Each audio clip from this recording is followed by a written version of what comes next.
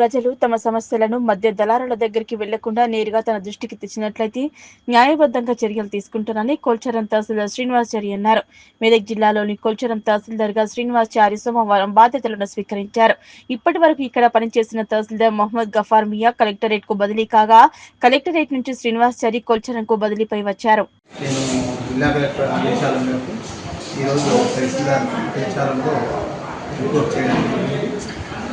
మరి మండల ప్రజలందరినీ కోరడం ఏమనగా వారి యొక్క సమస్యలను నేరుగా తహసీల్దార్ని కలిసి వారి యొక్క విజ్ఞాపన పత్రాలు ఇవ్వాల్సిందిగా కోరుతున్నాము.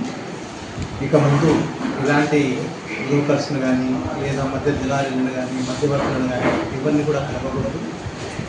వారు నేరుగా వచ్చి తహసీల్దార్ కలిసి వారి యొక్క ఫిర్యాదును చేస్తే వాటి మీద మేము సమగ్రమైన విచారణ జరిపి అది న్యాయబద్ధంగా ఉంటే ఖచ్చితంగా వారికి న్యాయం చేయడానికి ప్రయత్నం చేస్తానని మండల ప్రజలకు హామీ ఇస్తున్నారు.